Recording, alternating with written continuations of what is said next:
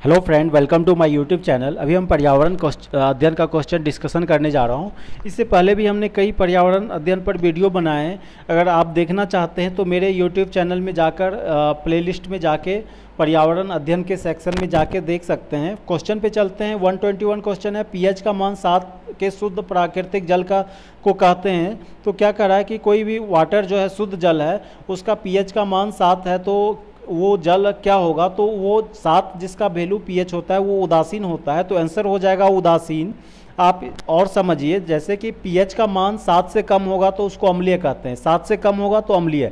अगर पीएच का मान एग्जैक्ट 7 है तो उसको कहेंगे उदासीन, अगर 7 से ज़्यादा है तो उसको क्षारीय कहेंगे। और यहाँ पे पीएच का मान जो होता है, एग्जाम में ये भी पूछता है पीएच का मान कितना से कितना तक होता है, तो 0 से लेके और 14 तक होता है पीएच का मान। 0 से लेकर 14 तक होता है पीएच का मान।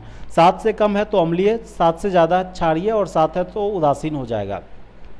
नेक्स्ट क्वेश्चन है, हरितगृह प्रवाह से सुरक्षा का उपाय। हरितगृह प्रवाह जो होता है वो धीरे धीरे जो हमारा टेम्परेचर बढ़ रहा है, इसी को ग्रीन हाउस गैस इफेक्ट हरितगृह प्रवाह कहते हैं। तो इसका मेन जो कारण है वो है carbon dioxide gas, CO2 gas है। तो ए ऑप्शन देखिए यहाँ पे कह रहा ओजोन की क्षमता पर रोक। ओजोन की क्षमता नहीं होगा यहाँ पे, ओजोन की क्षय पर रोक। जो ओजोन का जो क्षय है हो रहा है उसको रोक कर, सही है। बी ऑप्शन करा सघन वृक्षारोपण करके, यानी बहुत ज़्यादा वृक्ष लगाकर, तो इससे भी जो है सो ऑक्सीजन ज़्यादा उत्पाद प्रोडक्ट होगा, प्रोड्यूस होगा। इससे भी जो है सो ग्रीन हाउस गैस का इफेक्ट कमेगा। नेक्स्ट ऑप्शन देखिए सी है ऊर्जा के गैर परंपरागत साधनों का उपयोग। तो गैर परंपरागत साधनों का उपयोग करने से भी जो है सो ग्रीन हाउस गैस का इफेक्ट घटेगा। जैसे कि सोलर एनर्जी का आजकल यूज कर रहे हैं, पवन ऊर्जा, ये सब जो है गैर परंपरागत साधन है। तो ABC जो है तीनों सही है, तो आंसर हो जाएगा क्या? डी उपयुक्त सभी। नेक्स्ट क्वेश्चन पे चलिए, सौर ऊर्जा का कौन सा भाग पृथ्वी तक पहुंचता है? तो क्या होता है कि सौर ऊर्जा जो है सो चलता है 100% एनर्जी के साथ, 100% जैसे कि सौर ऊर्जा छोड़ा, और उसमें क्या होता है कि इसका आंसर जो है बी हो जाएगा, 46% ही पहुंचता है। तो आपको ये जानना चाहिए कि 54% क्या होता है। तो 54% में जो है सो वापस चल जाता है। तो कैसे जाता है? तो क्लाउड जो बादल होता है उससे जो है सो 17% ऊर्जा जो है क्लाउड से टकरा के वापस चल जाता है, क्लाउड से टकरा के वापस चल जाता है। 8% लगभग ऊर्जा जो है वो एटमॉस्फेयर में गैस है, बहुत सारे धूल कण होते हैं, छोटे छोटे डस्ट होते हैं, उससे जो है 8% वापस चल जाते हैं।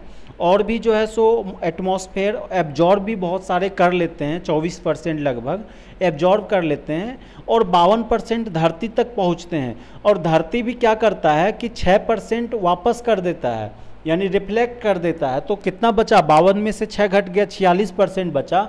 तो पृथ्वी पे जो है सौर ऊर्जा मात्र कितना परसेंट? 46% ही पहुंचता है। तो आंसर हो जाएगा बी ऑप्शन, 46%। नेक्स्ट सवाल है 124 नंबर, हरितगृह प्रवाह के द्वारा जलवायु में परिवर्तित होता है। तो आपको अभी हम समझाए थे कि हरितगृह प्रवाह जो है कार्बन डाइऑक्साइड की मात्रा बढ़ने से होता है, और ये जो है सो तापमान बढ़ा रहा है। तो ऑप्शन देखिए क्या क्या है। ए ऑप्शन है तापमान में वृद्धि, सही बात है, तापमान में वृद्धि हो रहा है। बी ऑप्शन है समुद्र के जल स्तर में वृद्धि। समुद्र के जल स्तर में वृद्धि क्यों होगा? क्योंकि ग्लेशियर जो है, जो बड़े बड़े ग्लेशियर होते हैं वो पिघलेंगे, बर्फ़ पिघलेगा, जिससे पानी का स्तर वृद्धि होगा, ये भी सही है। सी ऑप्शन है वर्षा के प्रारूप में परिवर्तन, ये भी होगा। तो आंसर क्या हो जाएगा? डी, ये सभी। अगला सवाल है 125 नंबर है, CO2 में वृद्धि का कारण है। कह रहा है कि कार्बन डाइऑक्साइड में वृद्धि क्यों हो रहा है? तो कार्बन डाइऑक्साइड, आपको पहले ये जानना चाहिए कि कार्बन डाइऑक्साइड किससे किससे निकलता है।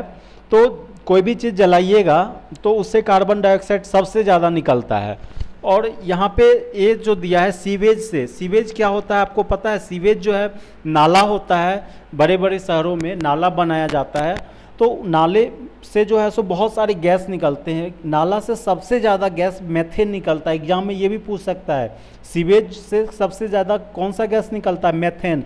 उसका फॉर्मूला होता है CH4, CH4 उसका फॉर्मूला होता है। तो सीवेज से भी कार्बन डाइऑक्साइड निकलता है। तो वृद्धि का कारण पूछ रहा है तो सीवेज से होगा ही। बी ऑप्शन देखिए प्लास्टिक व नायलॉन उद्योगों से। आप कोई भी प्लास्टिक या नायलॉन को अगर जलाइएगा तो उससे बहुत सारे धुआं निकलते हैं, सबसे ज़्यादा कार्बन डाइऑक्साइड होता है, तो इससे भी कार्बन डाइऑक्साइड में वृद्धि होता है। सी ऑप्शन है पेट्रोलियम ईंधन के दहन से। पेट्रोल जो गाड़ी चलाने से जलने से जो धुआं निकलता है उसमें बहुत सारे गैस होते हैं, सल्फर होता है, कार्बन डाइऑक्साइड होता है, कार्बन मोनोऑक्साइड होता है, लेकिन सबसे ज़्यादा होता है कार्बन डाइऑक्साइड। तो इसमें तीनों जो ऑप्शन दिया है सबसे कार्बन डाइऑक्साइड वृद्धि होता है, तो आंसर क्या हो जाएगा, डी ऑप्शन, ये सभी। नेक्स्ट क्वेश्चन देखिए क्या कर रहा है, ए 126 है, मीथेन में वृद्धि का कारण है।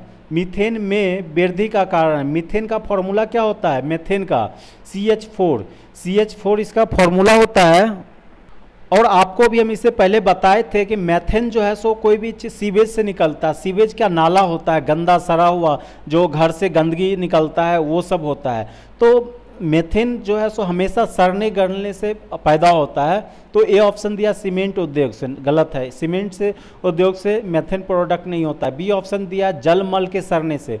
तो जलमल के सड़ने से कोई भी चीज़ सड़ता है, सड़ने से जो गैस सबसे ज़्यादा निकलता है वो मीथेन होता है। मीथेन जो है सो ईंधन के रूप में भी यूज किया जाता है। ये जो है सो ऊर्जा का भी स्रोत है।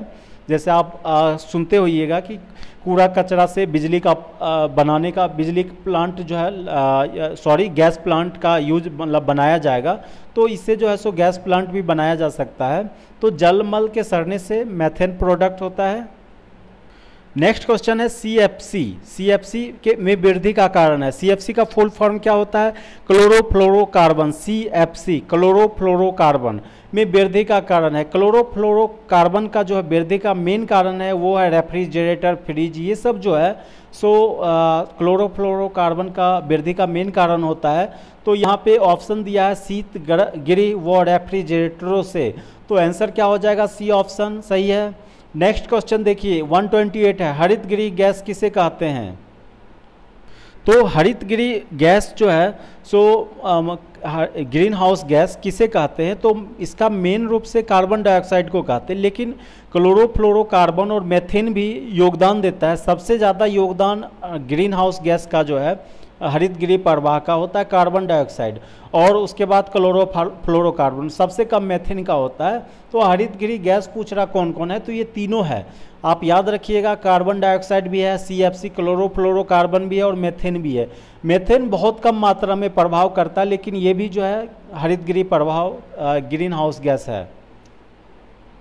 नेक्स्ट क्वेश्चन है हरित गृह प्रवाह का नाम किस वर्ष में रखा गया। तो हरित गृह प्रवाह का नाम जो है 1927 ईस्वी में रखा गया, और इसके रखने के पीछे एक कहानी भी है कि विदेशों में क्या होता है कि टेम्परेचर बहुत कम होता है, जो बहुत ज़्यादा ठंडा रहता है। तो क्या करते हैं वहाँ के लोग, करने लगे कि एक जो है सो ग्लास का जो है शीशा का खेत में जो है सो घर बना दिए और उसको ढक दिया गया, और उससे क्या होता है जो भी धूप आता है शीशा के अंदर, उससे धूप तो अंदर चल जाता है, लेकिन जो टेम्परेचर बढ़ता है उष्मा जो अंदर चल जाता है वो उतना बाहर नहीं जा पाता, जिससे जो है अंदर का टेम्परेचर बढ़ जाता है। तो इसलिए जो है सो इसको ग्रीन हाउस गैस कहा गया। ग्रीन हाउस गैस जो है सो इसका नाम रखा गया 1927 ईस्वी में। नेक्स्ट क्वेश्चन है हरित गृह प्रवाह का नाम दिया है। तो हरित गृह प्रवाह का नाम किसने दिया, तो आपको ये बस सिर्फ याद रखना है, हैंसन ने जो है सो हरित गृह प्रवाह का नाम दिया है। नेक्स्ट क्वेश्चन पे चलते हैं, निम्नलिखित में से कौन सा भारतीय राज्य अकाल व सूखे से सर्वाधिक प्रभावित होता है। तो कौन सा राज्य सबसे ज़्यादा होता है, तो राजस्थान जो है सो अकाल और सूखे से सबसे ज़्यादा प्रभावित होता है। वहाँ बारिश बहुत कम होता है, मरुस्थल बहुत सारे एरिया में है, तो इसलिए राजस्थान हो जाएगा आंसर इसका। नेक्स्ट सवाल है 132 नंबर, भारत के किस क्षेत्र में झूमिंग कृषि से वनों का विनाश सर्वाधिक होता है। तो सबसे ज़्यादा जो है उत्तर पूर्वी भारत में जो है आदिवासी ज़्यादा हैं, तो उत्तर पूर्वी भारत में सबसे ज़्यादा हुआ है झूमिंग खेती से। झूमिंग खेती क्या है कि जो है सो आदिवासी लोग क्या करते हैं, जंगल में जाके बसते हैं और वहाँ जंगल को काट के खेती करने लगते हैं, फिर वहाँ से कुछ दिन बाद जो है सो जाके कहीं और बस जाते हैं, तो इससे जो है सो वनों का विनाश हो रहा है। तो आंसर हो जाएगा सी ऑप्शन, उत्तर पूर्वी भारत के आदिवासी क्षेत्र में। अगला सवाल है पृथ्वी के तापमान वृद्धि से वनस्पति पर क्या प्रभाव पड़ेगा। तो ये ऑप्शन दिया है पृथ्वी वनस्पतिहीन हो जाएगा। तो टेम्परेचर धीरे धीरे बढ़ने से क्या होगा, सारे सूखने लगेंगे पेड़ पौधे तो वनस्पतिहीन हो जाएगा, सही है। बी ऑप्शन दिया है वनस्पति सूख जाएगी, ये भी सही है। वनाग्नि की घटनाएं बढ़ेगी, आग लगेगा, वनाग्नि की घटनाएं बढ़ेगी, तो ये भी सही है। तो आंसर क्या हो जाएगा? डी, ये सभी। अगला सवाल है पृथ्वी के तापमान में निरंतर वृद्धि का क्या परिणाम होगा? तो ये ऑप्शन है हिम शिखरों में हिम पिघलेगा, सही बात है कि टेम्परेचर बढ़ने से पिघलेगा। समुद्र में जल स्तर भी बढ़ेगा, ये भी सही है। सागरीय तटीय भागों का जलमग्न होगा, ये भी सही है। तो आंसर हो जाएगा डी, उपयुक्त सभी। नेक्स्ट क्वेश्चन है विश्व में 20वीं शताब्दी का सर्वाधिक गर्म वर्ष कौन सा था?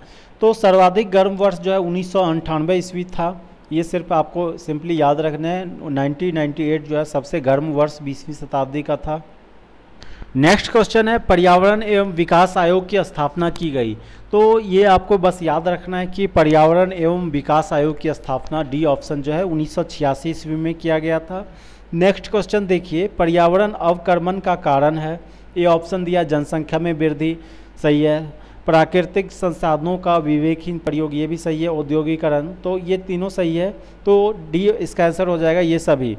नेक्स्ट सवाल है किस प्रदूषण की जल में अधिक मात्रा में होने से शिशुओं में नीला वर्ण ब्लू बेबी डिजीज बीमारी होता है? तो यहाँ पे जो आंसर दिया है इसका आंसर क्या हो जाएगा? ब्लू बेबी डिजीज किसके ज़्यादा होने से हो जाता है? तो नाइट्राइट की जो मात्रा ज़्यादा होने से जो है ब्लू बेबी डिजीज हो जाता है। नाइट्राइट की मात्रा अगर पानी में 45 मिलीग्राम पर लीटर से ज़्यादा हो जाए तो ब्लू बेबी डिजीज हो जाता है, जिससे शरीर जो है नीला पड़ जाता है, इसलिए ब्लू बेबी डिजीज नाम रखा गया। और ये जनरली बच्चों में होता है बीमारी, बच्चों का बीमारी है। तो आंसर हो जाएगा A option nitrite. Next question है फ्लोराइड युक्त जल के सेवन से उत्पन्न बीमारी है। तो फ्लोराइड अगर पानी में ज़्यादा हो जाएगा या तो कौन सा बीमारी होगा? तो यहाँ पे दिया है शारीरिक अंगों की विकृति, खून में कमी, हड्डियों का टेढ़ा मेढ़ा होना, ये सभी। तो इसका करेक्ट आंसर हो जाएगा ए ऑप्शन। तो इसमें जो है सो ये सारे इफेक्ट जो है शरीर पे होंगे। शारीरिक अंगों में विकृति जो है सो होगा, खून की कमी होगा, हड्डियों का टेढ़ा मेढ़ा होना। तो इसका आंसर हो जाएगा डी, ये सभी। नेक्स्ट क्वेश्चन है जल में फ्लोराइड की मात्रा किससे अधिक नहीं होना चाहिए? जल में जो है फ्लोराइड की मात्रा एक सीमा होता है, लिमिट होता है, 0.5 ppm से 1.5 ppm तक होना चाहिए, उससे ज़्यादा पानी में नहीं होना चाहिए। ये जो है ppm क्या होता है? पार्ट्स पर मिलियन इसका फुल फॉर्म होता है। ये बराबर होता है मिलीग्राम पर लीटर के बराबर। तो इसका आंसर क्या हो जाएगा? ए दिया है 1 ppm, तो इसका करेक्ट आंसर हो जाएगा 1 ppm। इसका लिमिट होता है 0.5 से 1.5 ppm, इससे ज़्यादा नहीं होना चाहिए। अगर कम होता है तो उसमें भी नुकसान है, अगर ज़्यादा है तो उसमें भी नुकसान है। तो एक सीमा में होना चाहिए, ये रेंज में होना चाहिए। नेक्स्ट क्वेश्चन है औद्योगिक प्रक्रिया के दौरान जीवाश्मीय ईंधन के उपयोग करने से वायुमंडल में किस गैस के सांद्रण होगा? तो यहाँ पे दिया हुआ है ऑक्सीजन, हाइड्रोजन, मीथेन।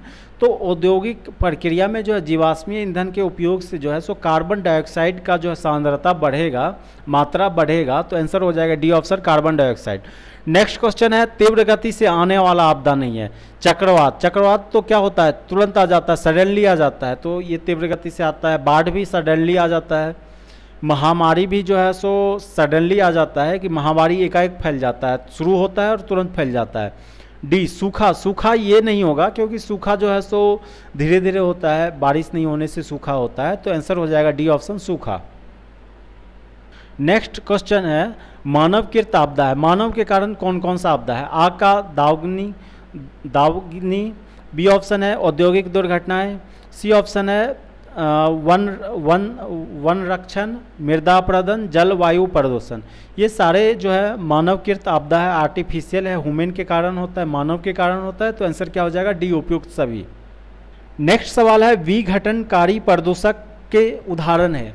सबसे पहले आप ये समझिए कि घटनकारी और विघटनकारी प्रदूषक क्या होता है। घटनकारी वो होता है जो आप जैसे कि कोई भी चीज़ को, लकड़ी को या जो है सो सब्जी उब्जी को आप कहीं पे छोड़ दीजिए, कुछ दिन बाद वो सड़ के गल जाएगा, यानी मिट्टी बन जाएगा। लेकिन अगर प्लास्टिक को रखिएगा तो वो कभी सड़ेगा नहीं, शीशा को रखिएगा कभी नहीं सड़ेगा। ये क्या हो गया? विघटनकारी। ये घटन नहीं होता है, विघटनकारी है। तो यहाँ पे जो है घरेलू कचरा और सड़े गले फल, ये बी सी जो ऑप्शन दिया ये घटनकारी है, ये सड़ जाता है, ये जो है मिट्टी जैसा बन जाएगा। लेकिन मलमूत्र जो है, मलमूत्र ये नहीं होता है, तो विघटनकारी प्रदूषक, ये जो है आंसर ए हो जाएगा मलमूत्र। नेक्स्ट क्वेश्चन है, बढ़ते तापमान का सर्वाधिक प्रभाव पड़ता है। तापमान जो बढ़ रहा है उसका सबसे ज़्यादा प्रभाव किस पे पड़ रहा है, ये पूछ रहा है। तो यहाँ पे दिया है जल चक्र पे, वन्य जीवों पर, वनों पर। तो टेम्परेचर का प्रभाव जो है आदमी पे भी पड़ रहा है, जानवर पे भी पड़ रहा है, पेड़ पौधे पे भी पड़ रहा है, जल चक्र ये भी बदल रहा है, तो कृषि पे। तो आंसर क्या हो जाएगा, पूछ रहा है कि सर्वाधिक प्रभाव किस पे पड़ता है, ये पूछ रहा है क्वेश्चन में। तो सबसे ज़्यादा प्रभाव जो है वो कृषि पे पड़ रहा है, क्योंकि जो है तापमान बढ़ने से क्या हो रहा है कि बहुत सारे पौधे सूख रहे हैं, तो सबसे ज़्यादा प्रभाव जो है कृषि पे हो रहा है। वन्य जीव तो अभी भी टेम्परेचर जो अभी बढ़ रहा है वो सह लेते हैं, सहन कर लेते हैं, लेकिन पेड़ पौधा जो है सो सहन नहीं कर पा रहे हैं। तो कृषि का उत्पादन पे जो है बहुत प्रभाव पड़ रहा है, तो आंसर हो जाएगा डी ऑप्शन कृषि पे। नेक्स्ट क्वेश्चन है, रेडियोधर्मी बहिस्राव को कहते हैं। रेडियोधर्मी क्या होता है, जैसे कि यूरेनियम हो गया, रेडॉन हो गया, ये सब जो है रेडियोधर्मी तत्व होते हैं। तो इसके जो बहिस्राव को क्या कहते हैं, तो शाही अवशिष्ट कहते हैं, शाही अवशिष्ट कहते हैं। आंसर क्या हो जाएगा, डी सी ऑप्शन शाही अवशिष्ट। नेक्स्ट क्वेश्चन देखिए 147 है, वैज्ञानिक के अनुसार गत 50 वर्षों में पृथ्वी का औसत तापमान में कितने वृद्धि होगा। ये पूछ रहा है कि अगले 50 साल में टेम्परेचर जो है धरती का कितना बढ़ेगा, 1 डिग्री, 3 डिग्री, 2 डिग्री, 4 डिग्री। यहाँ पे आप ऑप्शन देखिए बी डी दिया है 3 डिग्री और 4 डिग्री, पर 3 और 4 डिग्री तो इतना तो कभी नहीं बढ़ सकता। अगर इतना बढ़ेगा तो जो है सो मानव का जो है अस्तित्व ही खत्म हो जाएगा, सब कुछ सूख जाएंगे इतने 4 डिग्री बढ़ने से। तो यहाँ पे ए या सी हो सकता है। तो 50 वर्ष में आप एक अनुमान भी लगा सकते हैं कि 1 डिग्री बढ़ना चाहिए। तो इसका आंसर करेक्ट है, 1 डिग्री जो है वैज्ञानिक ने अनुमान लगाया है बढ़ेगा, तो आंसर हो जाएगा ए 1 डिग्री। नेक्स्ट क्वेश्चन है, वायु प्रदूषण का विश्वव्यापी प्रभाव क्या है। ए ऑप्शन है जलवायु में परिवर्तन। वायु प्रदूषण जो है एयर पोल्यूशन से क्या हो रहा है, जलवायु में परिवर्तित हो रहा है, सही है। CO2 में वृद्धि, ये भी हो रहा है। ओजोन परत का जो है क्षय हो रहा है, विरलता हो रहा है, ये भी सही है। तो डी ऑप्शन हो जाएगा, ये सभी इसका करेक्ट आंसर। नेक्स्ट क्वेश्चन है, वायु प्रदूषण का अस्थायी मौसम पर प्रभाव है। सूर्य की प्रकाश की सघनता से, दृश्यता का प्रभाव, अम्लता, वर्षा के रूप में।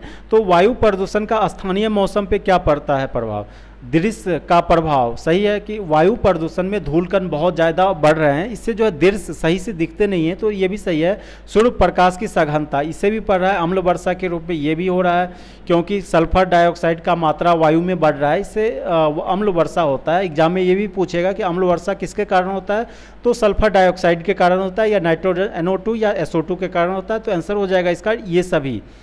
नेक्स्ट क्वेश्चन देखिए 150 है, तापीय प्रदूषण का प्रमुख कारण है। ताप के प्रदूषण का कौन कौन कारण है, मानवीय गतिविधियों में कार्बन डाइऑक्साइड में वृद्धि, ये जो है सो टेम्परेचर बढ़ा रहा है, सही है। ग्रीन हाउस गैसों की मात्रा में वृद्धि, मेथेन CH4 कार्बन डाइऑक्साइड और क्लोरोफ्लोरोकार्बन, इससे की मात्रा बढ़ने से जो है तापीय प्रदूषण, टेम्परेचर बढ़ रहा है, सही है। ओजोन परत क्षरण, ओजोन परत क्षय होने से भी जो है टेम्परेचर बढ़ रहा है। तो आंसर हो जाएगा डी, ये सभी जो है इसका करेक्ट आंसर हो जाएगा।